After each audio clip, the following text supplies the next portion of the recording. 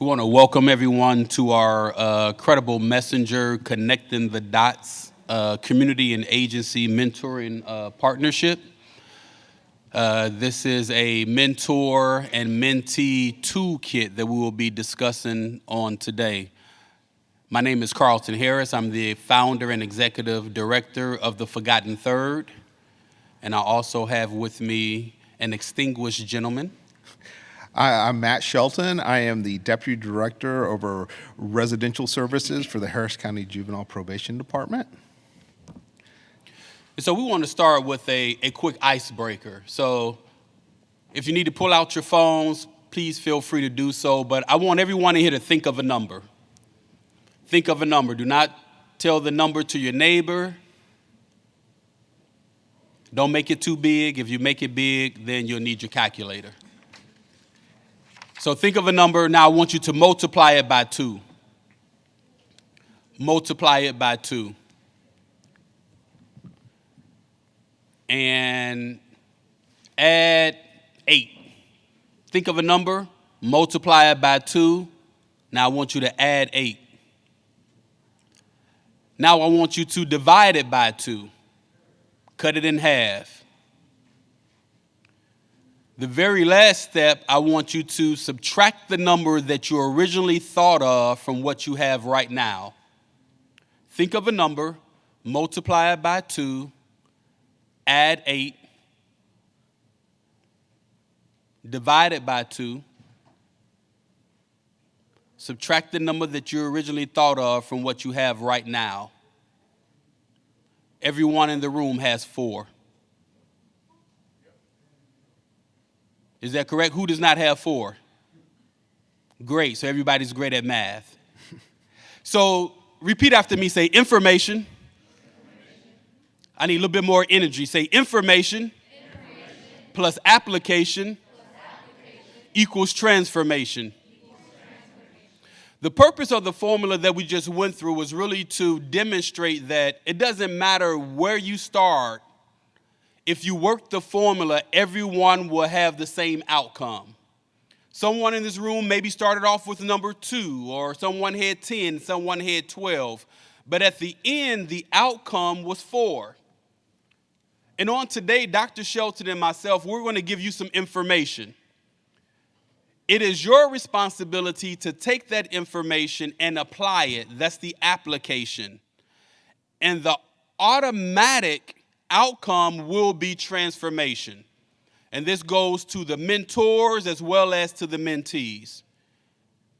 So at this time, Dr. Shelton is going to talk to you about the partnership between agency and CBOs, or community-based organizations, and how we got started with the Credible Messenger initiative with the Harris County Juvenile Probation Department. And then we'll talk about what we're currently doing in the facilities as well as in the community. So, Dr. Shelton.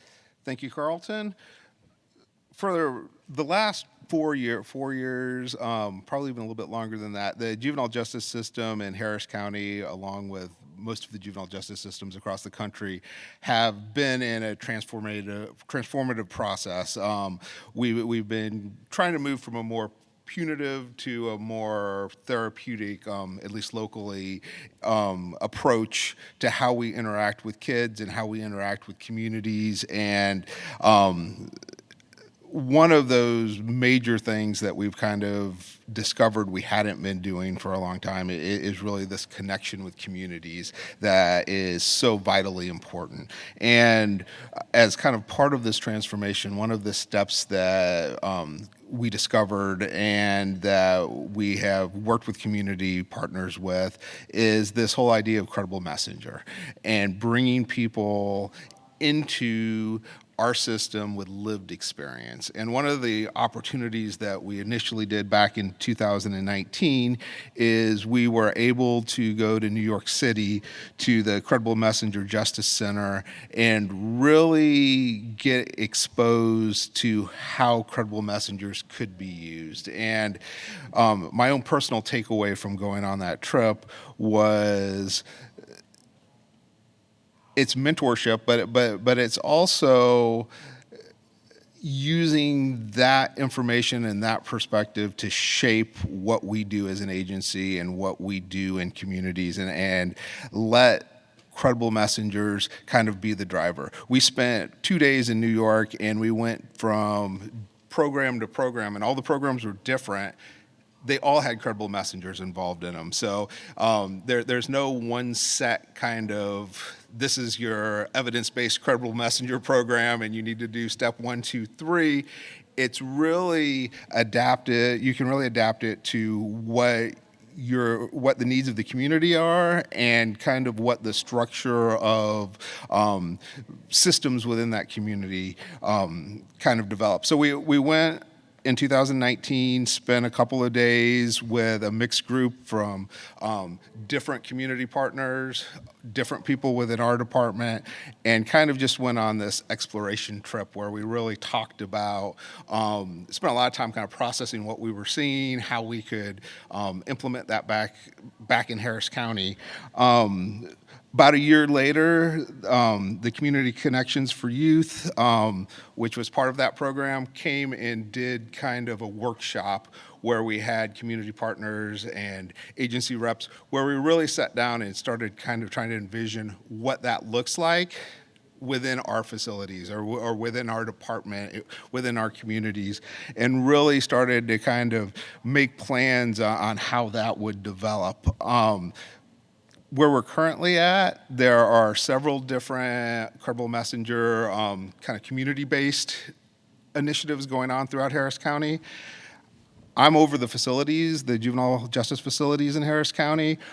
We have just started in one of our facilities a program within the last year.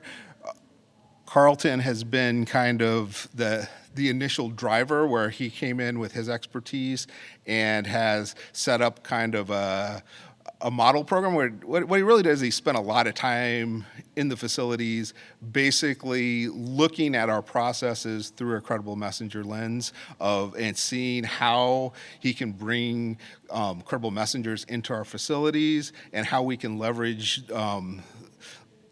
those connections with the kids.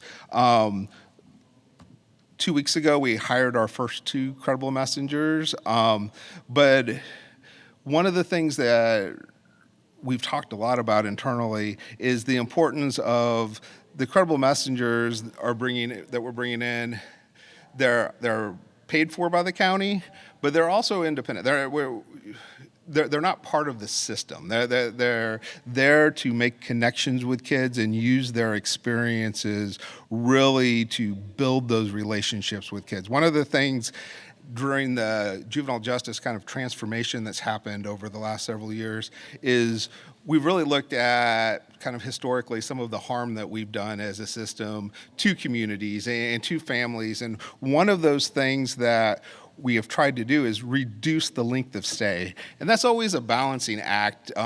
You want to be effective with kids, but you don't want to keep them away from their communities and their families longer than at all necessary. And one of the things that I'm really hoping that our credible messenger work does is to help build those relationships and help build those relationships quicker.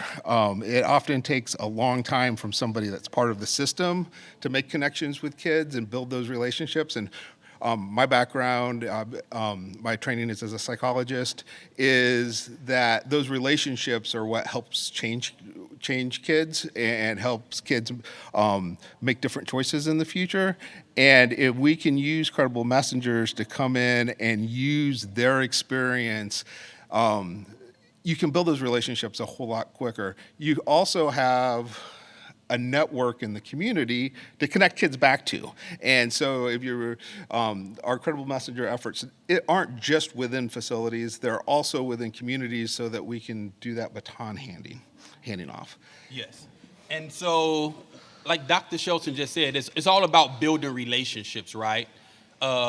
Rules without relationships is ridiculous. Rules without relationships is ridiculous. And what do I mean by that? If you're asking a set of youth or adults or whomever you're working with to follow a set of rules, but you have not established any type of relationship with them, and you're expecting to have a positive outcome, it's ridiculous because it would never happen. So one of the first things that I did going into Harris County Leadership Academy was to begin to build relationships with the young people. And everything has to be catered, to the demographics and the population that we're serving. That's one of the key things that we learned in New York. When you're looking at Harris County, we need to look at our hotspots. We need to look at the data, both qualitative and quantitative, that really tells us, what the problem is, and then taking a public health approach to it, which we'll talk about a little bit later. But the relationship building is what's the most important. And I'll use an example that I shared with Dr. Shelton. It was probably about 2 weeks ago. I'm in the facility. The young men, they always, hey, Mr. Carlton, won't you come play basketball with us? And so this is not during our time where we have curriculum. Again, my favorite word is reciprocity. And what I've learned from working with youth and young adults is if you give them what they want first, the law of reciprocity will have them in return give you what you need from them. Right? But if I go to the youth and say, here, I want you to sit down and go through this curriculum with me and do this, they don't have any buy-in to it. So how did I build that relationship? First off, start telling my story. I'm Carlton Harris. I'm a former gang member from the south side of Chicago. I did 6 years in prison. At the age of 19, I was sentenced to 18 years in prison. I showed them my documentary. I showed them when I was on Oprah. I gave them a copy of my book, and we went through some of the different steps that's in the book as we work on the curriculum. And so now they begin to see, well, man, this guy's like me. He can relate to me. He's relatable. So then now the walls begin to come down. The arms that are folded now begin to drop. Sitting back in the seat, now they're more attentive and they're sitting up. It's like, okay, well, I can work with this guy. So I began to talk to him about gang activity and selling drugs and carrying guns, the things that we know that our youth are involved in that are in this facility. So how do we provide a solution to it? Again, number one is about building those relationships. So a couple of weeks ago, I'm in the gym playing basketball with a group of the youth, and one youth go up for a shot, and I foul him. And he gets mad. He look at me, ooh, and ball up his fists.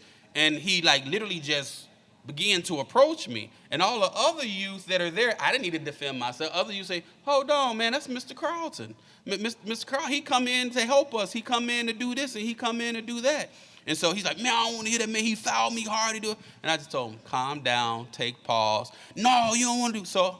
I left off the court, let them play. I go sit in the chair on the sideline, and he started walking up on me. And so I stood up. And he's like, why are you standing up? I said, oh, no, you're not just going to walk up on me, and I'm sitting down. I'm a credible messenger now.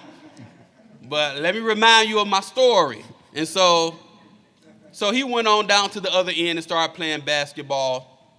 After that, I went back in the unit. Well, I'm in a unit, I'm talking to the other youth and stuff, and totally don't say nothing to him. I can tell he was aggravated, kind of annoyed from the whole situation. So I still go back in the unit. You're not going to stop me from coming in and pouring into you. So I'm back in the unit. He don't say anything to me for the rest of the day. I leave. It's probably like 7:30 at night. I go back the next day, go in the unit, talking to the youth. He pulled me to the side. Mr. Carlson, can I talk to you? He said, I apologize. I apologize for the way I blew up at you yesterday. I had a bad call. I was having a bad day and was going through. And law of reciprocity, I said, you know what? My apologies to you as well. If I said anything that rubbed you the wrong way, I want you to forgive me as well. Again, we're working on a restorative circles. Again, rules without relationships is what? Come on, y'all. Rules without relationships is what? Ridiculous. So we have to have those relationships. So just the mere fact of him coming to me and acknowledging where he was wrong at, as a mentor and as a mentee, establishing that relationship, he was able to come and apologize. And I think that that's very important. And that's one of the things, if you look at our slide here talking about some of the things that we learned from New York, one is to make sure that the right people are selected to be credible messengers. Now, the word credible messenger, the key word in that is credible, right? So you can go through all the training in the world. You can take the 5-day boot camp. You can get a certificate of completion. You can take continuing education. That doesn't make you credible. What makes you credible is the population that you serve, who can validate that you're having some type of impact in their life. And as a mentor and as a credible messenger, that has to be in your toolkit. If that's not in your toolkit on building relationships first, I can talk to you until I'm blue in the face. Change is not going to happen, right? The old saying, you can lead a horse to the water, but you can't make him drink unless you put salt in his food. Chew on that for a second. Unless you put salt in his food. What does salt do? It makes you thirsty. So I can lead him to the water, but every time I'm in the facility as a credible messenger, as a mentor, I want to add a little salt in their food. Add a little salt, because it makes them thirsty. And change is not going to happen overnight, but what we've learned from New York, we have to tailor everything around our youth and around the population that we're serving, and recognize that they need us and we need them. So again, reciprocity is my favorite word, because I believe in reciprocating, give, receive. So I think just from hearing Carlton talk, you can see some of the flavor of what he brings to the facilities. And what's exciting from my point of view is how to take skill sets from credible messengers and how to really weave them into the fabric of what we do. One of the things, and I don't mind borrowing things from other places. So one of the visits I took was to a facility right outside Washington, D.C., and they had credible messengers that their jobs were basically to be there to support the kids when they went to school. And a lot of these kids have been not really engaged in the educational system for a while, or have some pretty significant educational struggles. And what they would do is, as some of the kids started to get frustrated, they were the ones that kind of pulled them aside and said, "You want to take a walk in the hallway? Let's talk about this." But the kids, and this is from the facility's point of view, responded to them way different than if you had like a juvenile supervision officer who also was in kind of that authoritarian role at times, of being the person that kind of enforces the rules. Kids respond very, very differently depending on who's approaching them. So as kind of our process played out, Carlton came out, spent a lot of time in the facility that he's working in, and met with administration, met with kids, kind of looked at kind of the kids' flow through the day, and how, at what times do the kids need extra support? What times can we provide? What are the opportunities to connect to kids that we can really be impactful with? And I think that piece is an absolutely imperative piece. It also, from the facility's point of view, this is something new. I mean, it takes some time just spending time with staff. Carlton has gone to all of our staff meetings. He goes to our staffing meetings with the kids when we're making treatment plans for them.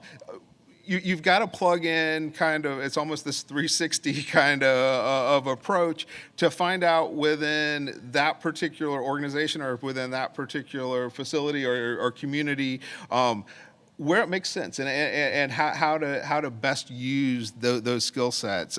It sounds very differently when Carlton is playing basketball and a kid gets upset with him than one of our line staff playing ball with the kids. And we train our staff on how to interact and how to calm kids, how to be trauma informed, all of that. But that piece that I can't train my staff is the kid's initial impression of that other person, and that person kind of being one of us. And that is a really, really powerful thing, and message to send to the kids that they've got an advocate. I think even as we design kind of our system of where these people, where these staff go, it's not within our traditional kind of power structure. It's not someone that is an extra person to watch the kids. It's not the person that is there to break up a fight. This person steps aside and we break up the fight. But it is the person that does the restorative stuff after the fight, because they're going to hear that from Carlton where they may not hear it from my staff. To Dr. Schultz's point, today is Wednesday, so it was Monday. Monday at the facility, and one of the youth, I talked to him, took him out to the fish bowl. He wanted to meet with me one-on-one. Fish bowl is just a little private meeting area where we meet one-on-one and kind of, have a conversation in privacy. So I'm talking to him, and we talked for maybe about 10, 15 minutes, talk about his goals that he had for upon release. And once we leave from the fish bowl and going back to the unit, another staff member is there, and he's nice and calm. And the staff member said, well, why aren't you this calm with me like you are with Mr. Carlton? Why aren't you as receptive to correction from me as you are from Mr. Carlton? And his response was, Mr. Carlton's just different. So again, it's about that partnership and really moving forward to how the lens has changed over the years. Juvenile justice in the past has been more punitive and less restorative. And so as you look at the slide today, we really want to talk about how we changed the lens. In the past, it was punitive. As you look at those who have criminal records, the formerly incarcerated, were viewed as being dangerous with the youth and should not have any contact with the youth at all. Paternalistic, the formerly incarcerated are broken and need to be fixed. And then now we're at the partnership where now those who are formerly incarcerated now are the solution or the antidote to the problem. I often say this: I've been out of prison now over 22 years, did 6 years in prison. And for selling drugs, carrying weapons, gang member. And the main thing that I share with the youth is that after your mess, it becomes your message. And so when I go into the facility, I share my message. Because if you look at the word message, it is your mess that has aged. So my mess has aged. I have matured out of my mess, and now it is my platform. Now it is my message to these young people. I'm a father of 6 sons. Statistics says 6 out of 10 children that have a parent incarcerated will one day become incarcerated. Not go to college, not go to the military. 6 out of 10. And actually it has even changed to 7. The numbers keep on going up about the incarcerated children of incarcerated parents. But I'm proud to say that none of my sons have ever been incarcerated. My 28-year-old son is a police officer. My 20-year-old son is in his second year at Lone Star. My 18-year-old son just superseded my 20-year-old son because he did dual credit, the college early learning program through Lone Star. So he just graduated with his associate's degree. And now he's at UT Austin. He's a freshman, but he's classified as a junior because he already has his associate's degree. I have a set of twins that are 16. Both of them are in the dual credit program. They're juniors in high school. And then I have a freshman that's 14 years old, right? And so all young black men, if I didn't make the change in my life, where would they be? Right? So the same way I make the change, they benefit from that change. The same way my change benefit my sons, it benefit the other young men that are in the facility that are also my sons. Right? Because for me, mentorship does not have an expiration date. Oftentimes when you look at mentors, it's, I need you to sign up for a year, or I need you to sign up for 6 months, or I need you to sign up for 2 years. True mentorship has no expiration date. You have to be there for them through the good, through the bad, through the ugly, through the ups, through the downs, through in the facility. If they have a fight or have an altercation, I need to sit down to get to the root cause. Why did you have the fight? Why did you feel as though hitting him was the solution? And like I just did a lesson with them called Correcting Relationships and talked about reconciliation and really talk about how a bigger person can walk away from a fight rather than engaging in the fight. And then their peer pressure is not necessarily negative. Peer pressure can also be positive. So I'm there to pressure them to do the right things, to make the right choices, to make the right decisions, dealing with that criminogenic mindset, knowing that the majority of their problems are beneath the surface. It's their thoughts, it's their feelings, it's their emotions. It's the trauma that they have endured, right? And so now we have really changed that lens and now have gone more to the partnership lens, where now the community partner can come in and provide these wraparound services and help supplement, not replace, but to partner and supplement. So every time I go to the facility, the first thing I do is meet with the supervisors. I go into the control room. Hey, what type of issues have we had today? So-and-so may be in 7. Okay, can you give me some background on it? They'll tell me what happened. So I'll go to 7, which is almost like a little holding tank for them to cool off and go back there and have a conversation with them and see, you know what happened? What's the root cause? Well, I was having a bad day, this happened, that happened. Again, as the mediation, as a mentor, I have to be able to mediate and support the staff there at the facility. Because sometimes, just like a child, right? All the parents in here, have you ever had your child try to put mom against dad? Right? Well, daddy said this and mama said, and then they'll go and then I was like, mom and dad like, wait, I said this. Well, I didn't know. Well, you said that. So sometimes the youth will try to play, well, Mr. Carlton said. I said, no, we're not about to do that. The YDC said this is what we're going to do. No, but Mr. Carlton said, no, I'm not. I can't supersede their authority. I'm here to supplement. I'm here in partnership. And so, again, they see me different because as a mentor coming into the facility, like Dr. Shelton said earlier, they don't see me as staff, right? They don't see me as, a part of the system. They see me as a part of the solution, and that's real important. And I think one of the points I want to stress from the same slide or from the last slide, is as you move from this punitive to kind of partnership relationship, it takes a lot of work. Systems aren't naturally, particularly systems kind of under the criminal justice umbrella, aren't naturally going to move towards this, we're going to bring in people that have been in the system before. Where I can tell you as an administrator, there's a lot of internal resistance when you try to present this. I think one of the major successes that we've had along the way is spending a whole lot of time with our staff, kind of defining what the role of the credible messenger is without just kind of dropping them in there. Again, that time that Carlton spends with at staff meetings talking about what he can do or what we see his role as, and really getting administration to be behind that.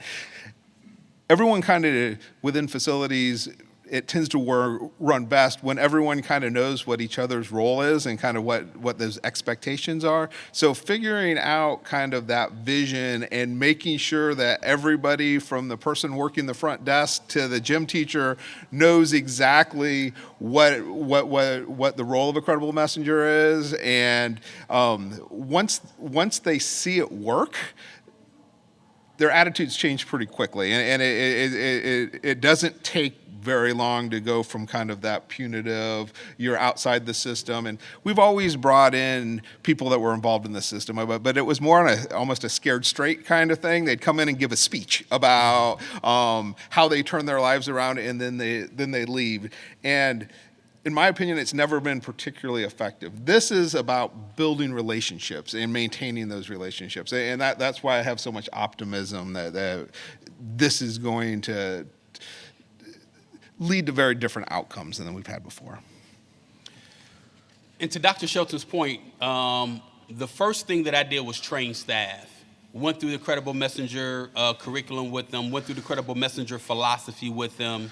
From the administrative staff, then it was the supervisors, and then it was the staff members. So again, like what Dr. Shelton said, so everyone can understand my role and my perception as it relates to what I believe that the young people need while they're in the facility. Because again, my main goal is to help them while they're there, so that there be a continuum of services upon release. And we're going to talk about that as well. Because again, reentry begins on day one of incarceration. I need to start working on you while you are here, while you have minimum distractions. I won't say no distractions because you can still be distracted, but the distractions are minimal, and it gives us the best outcome of working with them while they're there. The key thing about credible messengers and the system partnerships, there are 4 things we wanted to talk about. That credible messengers, we work hand in hand with the justice system personnel and service providers. Credible messengers improve youth participation, engagement, and successful completion of community supervision. Credible messengers advocate for alternative strategies, and credible messengers serve as a bridge.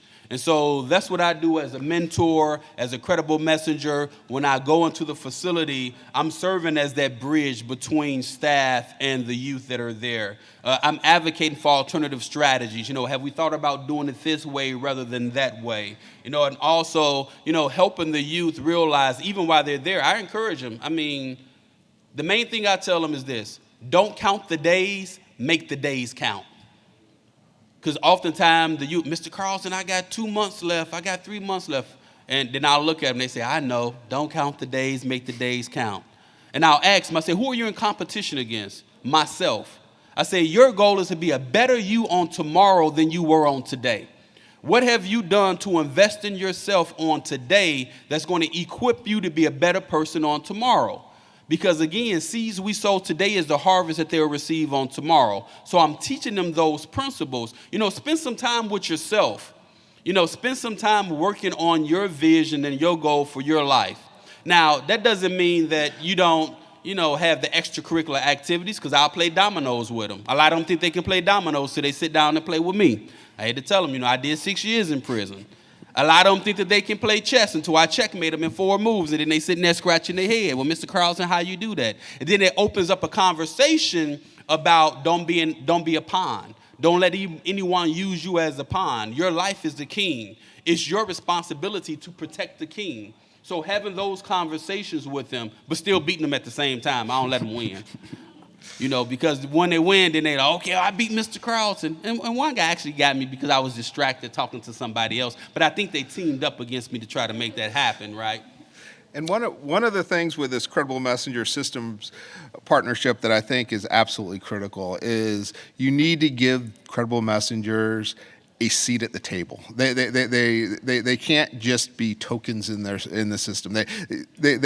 One of the things that I'm super excited that Carlton is doing is coming to our case planning meetings, coming to our discharge meetings, really making those meetings multidisciplinary, where the kid, the family, the credible messenger has a voice as we're making plans for what services those kids need, what different organizations we need to connect them with in the community. And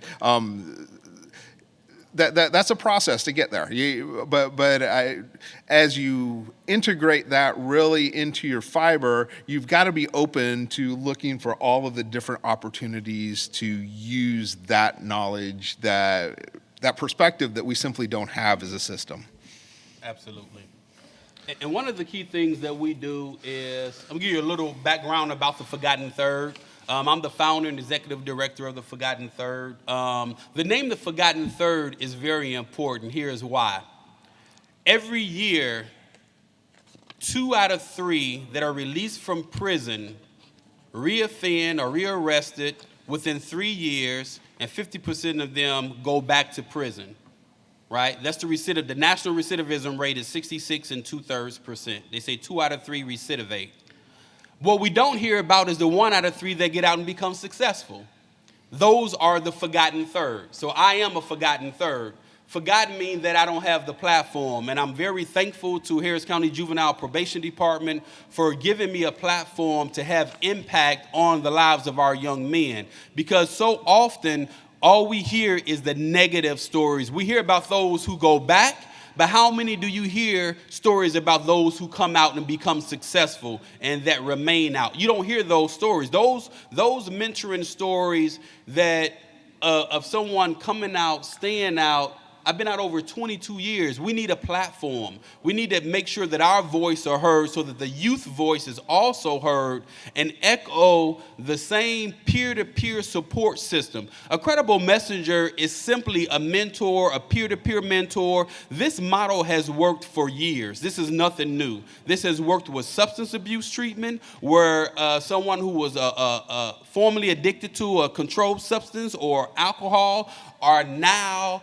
mentoring, or the case manager or the sponsor for those who have the same similar type of struggles, are the most effective in their field, because peer-to-peer mentoring is not only based on age, but is also based on experience. And so the Forgotten Third, we're based off of that. That's our history. New organization, not even a year old yet, but the value and the expertise that come with us is from over 20 years of working within the criminal justice system.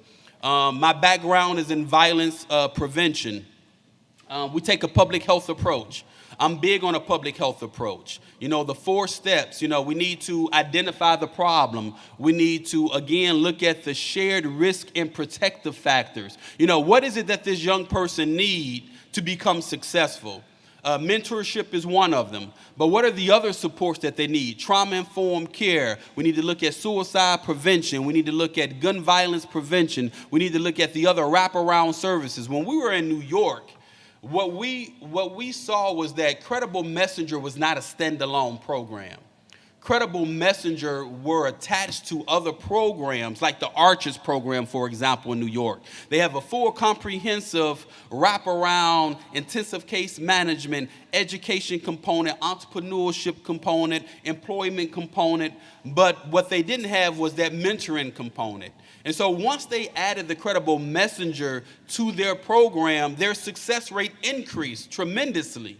And so Credible Messenger, we are the mentor that supplement, or that's in addition to, an already existing program. Not meant to replace, but to supplement, complement, and support what's already in existence. And so when you look at that public health approach, we're going to define the problem. We're going to look at the shared risk and protective factors, what need to be in place. We're going to, of course, test those strategies, right? Making sure that they're working. And of course, we want to also ensure widespread adoption, that is going from individual, community, societal, because there has to be a full adoption of it when we look at that social ecological model of the public health approach to reducing crime and violence, as well as providing a second chance to our youth. So who is a credible messenger? I mentioned before, we just went through our first interviews for credible messengers, and I can tell you I was a little nervous going into this process. Did we put the word out broad enough? Do people know that are going to be good credible messengers? Are they going to hear about these offerings? And I can tell you it was an incredible process for me to go through, in that as I talked to these applicants, and we had over 20 for two positions we just are in the process of filling, kind of the universal thing that they told me as they went through was, I didn't know this existed, and this is exactly what I've always wanted to do. This is what I've dreamed about. This is how I want to give back. And almost everybody had done this kind of on their own a little bit. We talked to one guy that worked at a business, and he talked about how he went for 20 years and mentored the young staff that he would help get jobs with, that he'd hear from the community that a parent or a family was in crisis, and he would help get a job and then mentor them there. It was almost everybody we met with, I could see in the role. They all brought different characteristics and different experiences with them, so they'd all do the job a little bit differently. But I think the salient facts, when we were looking for credible messengers, are they're from the same communities that the kids are from, that they were formerly incarcerated or were involved in the in the justice system. We had people that had multiple family family members that had all been involved in the criminal justice system, and their experience was to kind of put the family back together and to connect with them when they got back. We had other people that had spent significant time in the justice system. But what they all had in common is they'd all turned their lives around and all made massive strides since they were involved in the criminal justice system.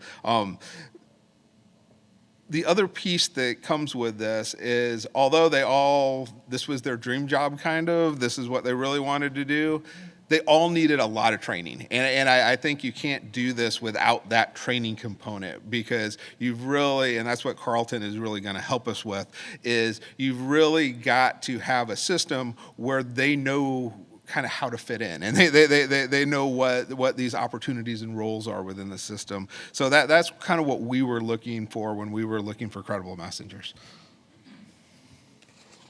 And then we'll look at our program model. This is a mentor-mentee program model.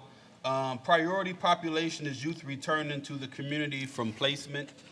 Harris County Juvenile Probation partners with Credible Messenger Organization, which will be the Forgotten Third. The Credible Messengers, we facilitate group mentoring and provide individual support for the youth and their families.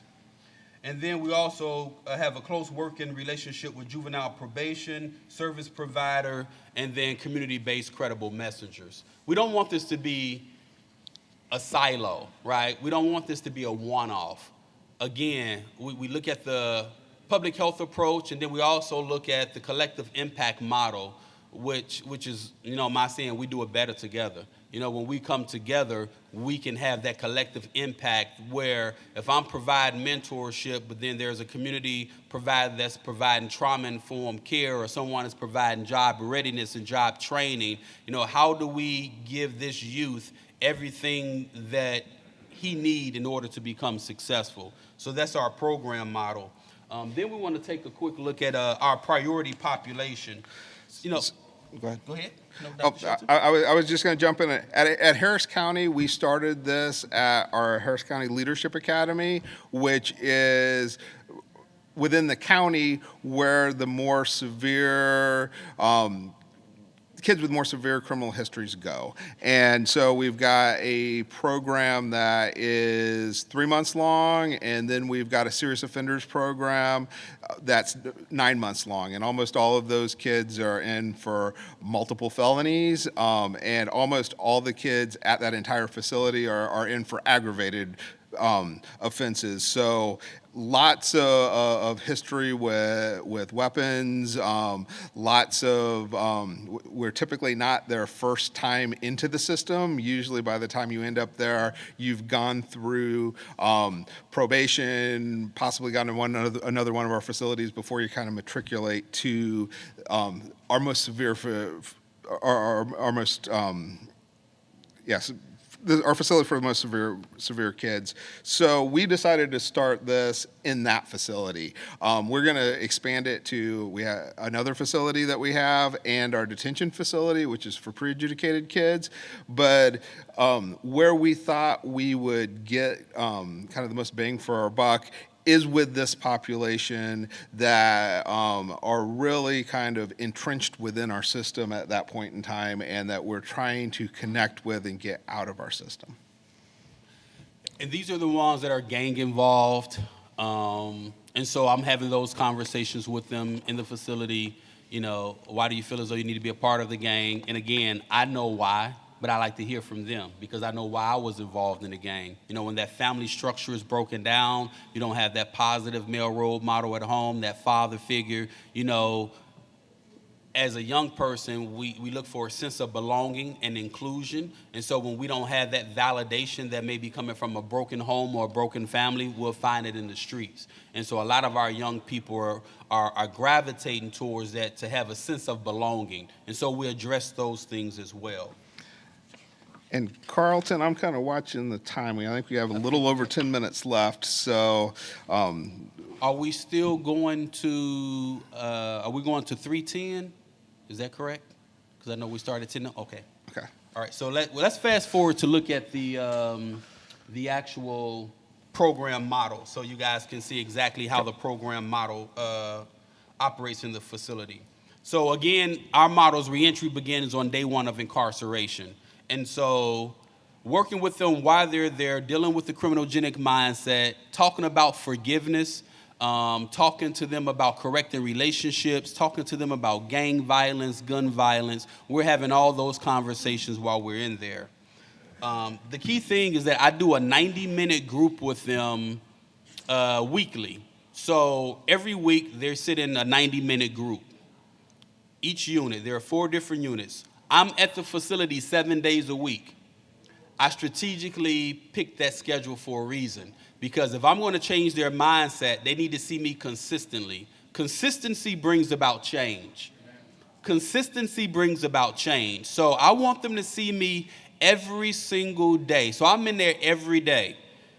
And if I'm not there, they'd be like, well, Mr. Carlton, we missed you. Or if I am there and I don't go to their particular unit, I can be leaving out, be done for the day. Mr. Carlton, what's up, man? You didn't come see us, man. What's up, man? So then I'll go and talk to them, right? And again, it shows that it's working because now they're looking for me. And when they're looking for me, staff is looking for me to have that additional support. You know, one day I walked into the facility and my time was to get there for that particular day was at 4 o'clock. So the way I structured my actual week is Friday, Saturday, Sunday, and Monday, I go into the facility to do the curriculum. I'm there from 4 to 7:30 at night. Tuesday, Wednesday, and Thursday, I'm there during the day. I'm there from 9:30 to like 1 o'clock. And so I kind of balance it so I can be there to see how the youth act during second shift and then see how they act and respond during first shift, so I can provide support to the staff during first shift and second shift. One day I went to the facility and the staff member told me, he's like, man, I sure wish you was here an hour ago. I was like, wow, what happened? Well, we had a situation with so-and-so. Can you talk to him?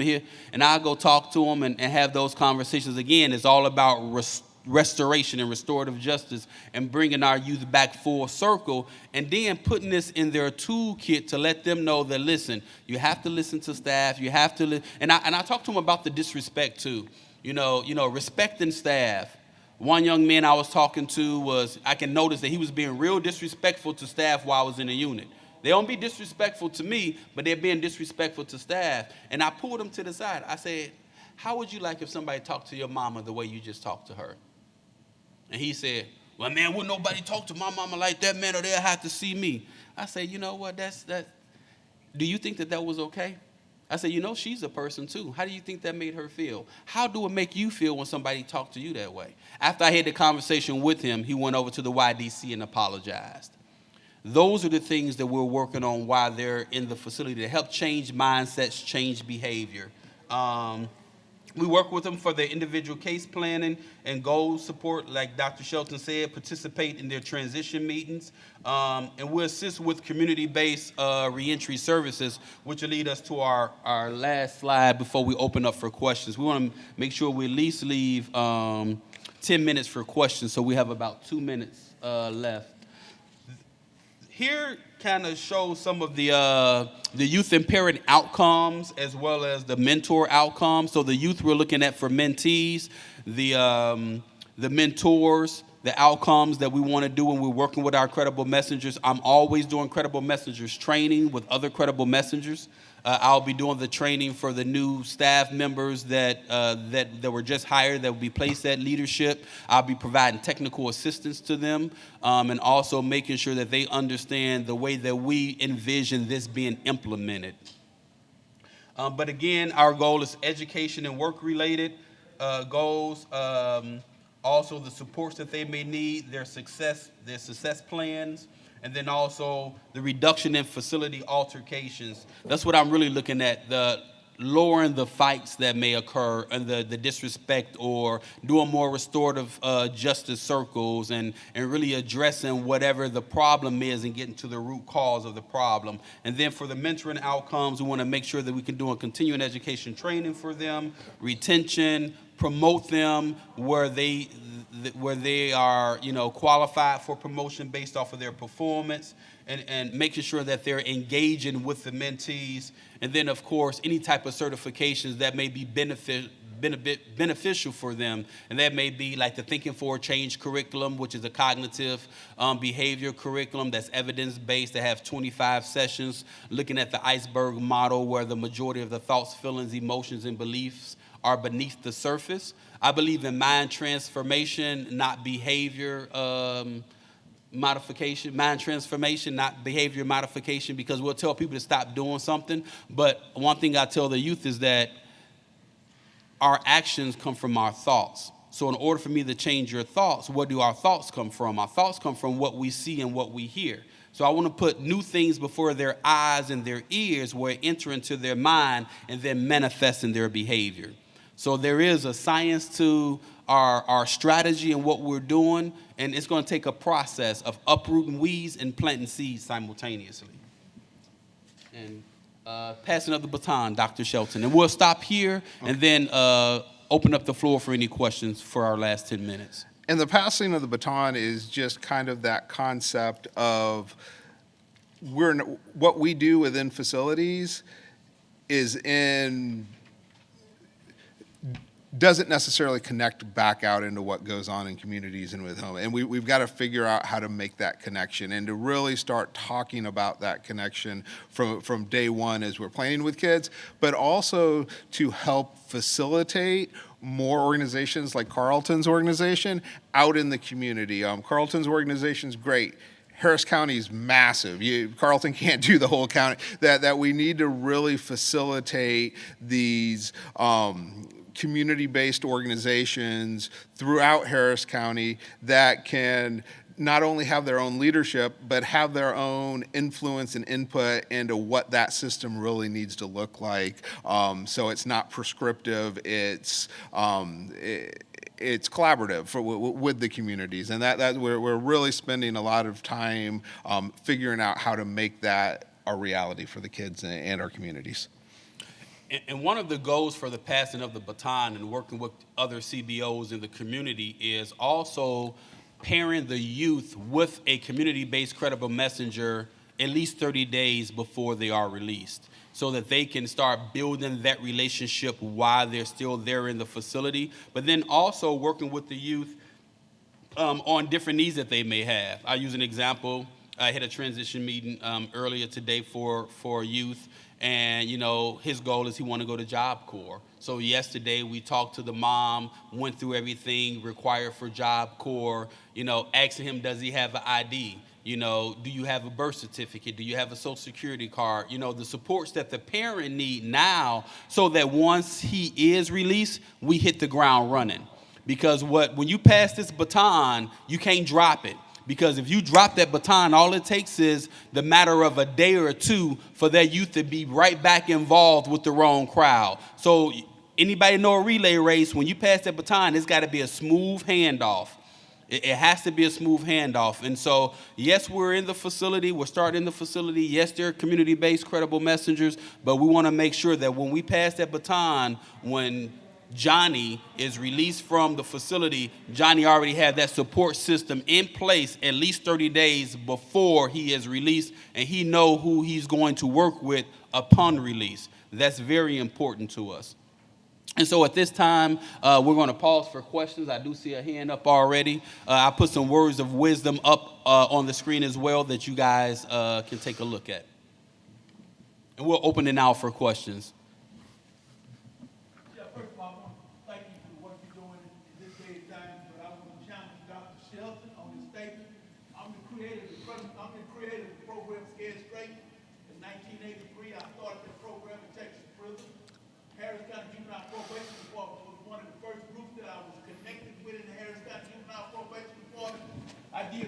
Contract work for Harris County Probation for like 13 years, OG1.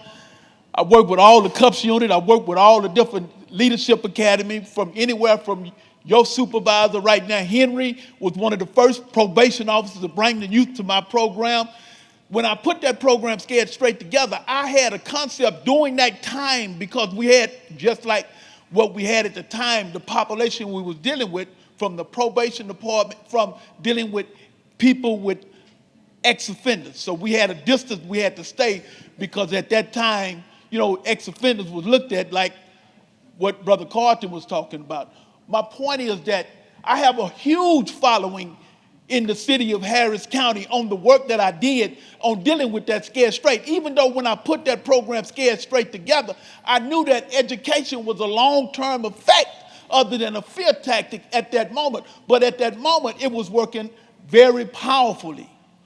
So what I want to say to you, Dr. Shelton, is that the work that I did at that time during the 80s to 2000, due to my resistance with Harris County Probation Department, have a great effect at that time on that program. Credible Messenger has cranked up for the first year in Harris County. And I'm very proud that we're able to get in there so we can see on what my whole mission was, to get the system to see brothers with lived experience have a greater connections and building relationships with the young people and making programs that work and be effective. So I just want to thank Carlton for being able to get in there and work with you, brothers, Mr. Shelton, and get this program, Credible Messages, inside those institutions to work with those young people. So I appreciate that. But I had to get that out because Scared Straight affected a lot of people, thousands of young people. I got people in here right now that I touch that work through that program. So thank you. Yeah, and I do see this.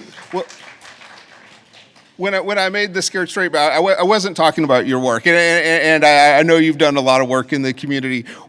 Where I see this building on the work that you did is that ongoing relationship, because when it was more of a Scared Straight, it didn't have that kind of long-term, or at least within the facilities, didn't have that long-term relationship building piece where you were playing dominoes and that you had full access to walk through the facilities and go to the different parts. So I do see this as building on a lot of the work that you started in the community. And I thank you for your work.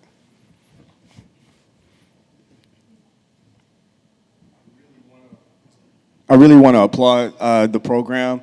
I'm going to make a once-in-a-lifetime confession, I guess. I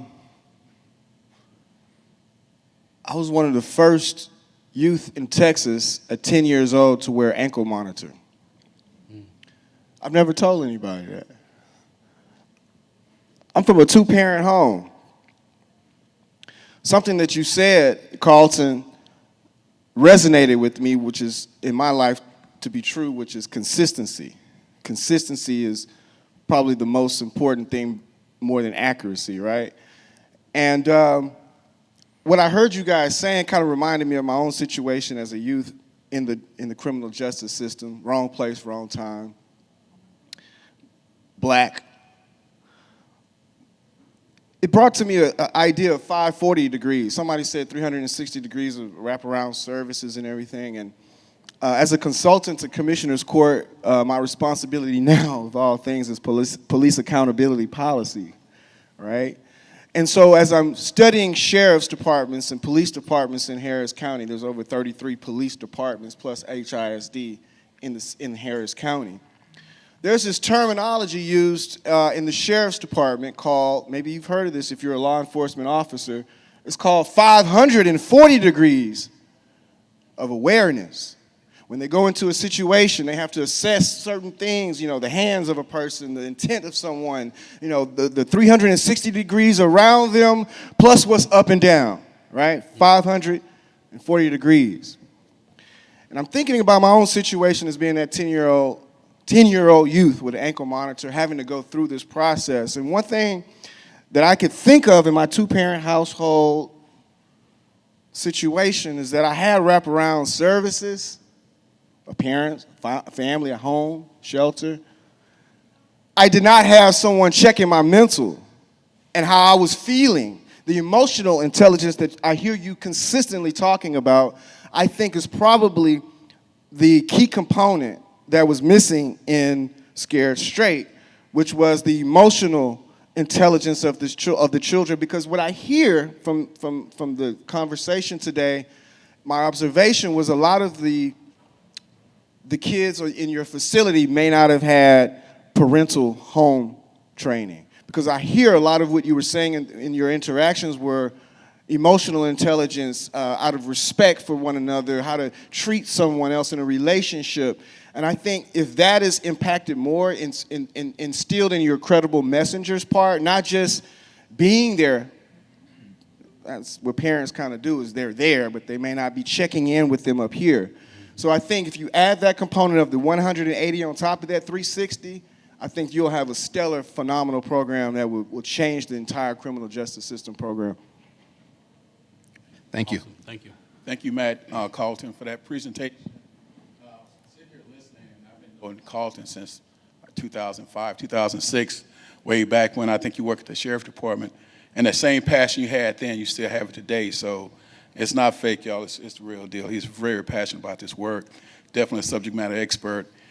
But as it pertains to the toolkit, an Incredible Messenger is new to me, as I'm sure it is to a lot of people in Houston.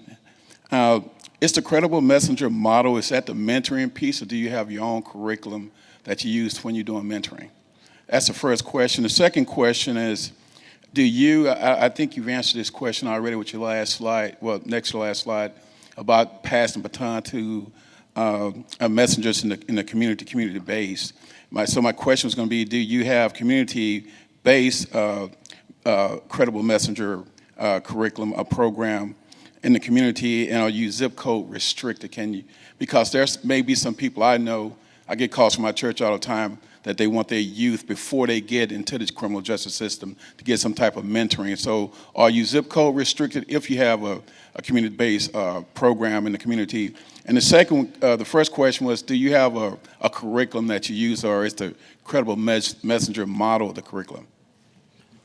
That's a great question. So to answer your first question, yes, I do have a curriculum. So the Credible Messenger curriculum that I use, I created from my own book, which is entitled I'm Free Now What?, which is a 10-step prisoner guide to reduce recidivism. So I took my book that I wrote, which really focuses on, step number 1 is a desire to change, right? Step number 2 is to accept new leadership. Step number 3 is to move away from distractions. Step number 4 is to acknowledge who you are. So I go through 10 different steps with the young people while they're there. And again, across the country, different Credible Messenger organizations use different curriculums. So there is not one set curriculum for Credible Messengers. Like the Arches program use a different curriculum. Some people may use Thinking for a Change. We'll look at the cognitive behavior treatment, of the criminogenic mindset. But for me, I use something that I know that has proven to work for me since I've been out for 22 years.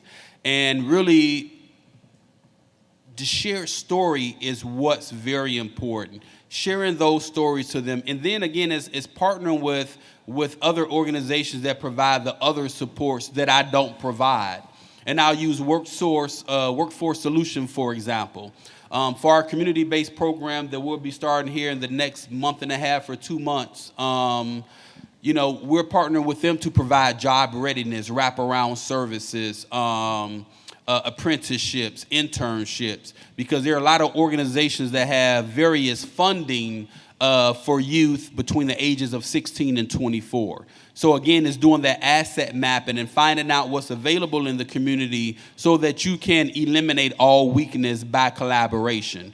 So that's one thing. Regarding zip code restrictions, in the facility, our youth come from everywhere, right? And so they're everywhere. So if there's community-based organizations that are in the community that our youth are returning to, that have credible messengers that have been identified by the Juvenile Probation Department, we will refer that youth to that, discuss it with the family to say, hey, listen, here's a program that's available in 77026 zip code.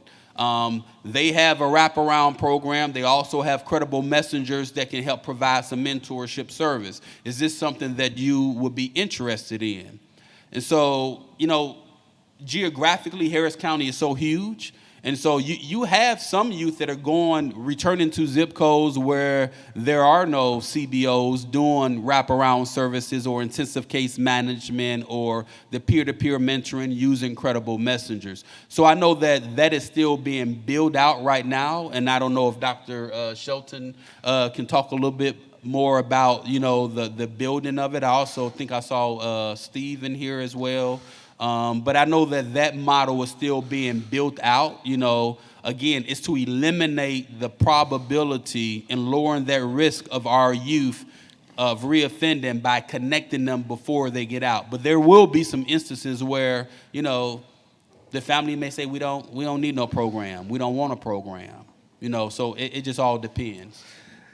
And I think your description of it's a work in progress being built out in the community, and it's not everywhere yet. There are several different initiatives, and there's some county funding that's going into trying to create some more initiatives out in the community. But for your first question, I did want to comment on that. There's not a set credible messenger curriculum. Different things are used across the country. I think a lot of it is matching with that credible messenger. For example, in our interview process recently, we had somebody that was a certified barber, and he came in with his credible messenger kind of vision of wanting to set up a barber shop within the facility, and that's how he would connect with kids. That's the mechanism he would use to connect it, and wanted it to look like a community barber shop the best that we possibly could.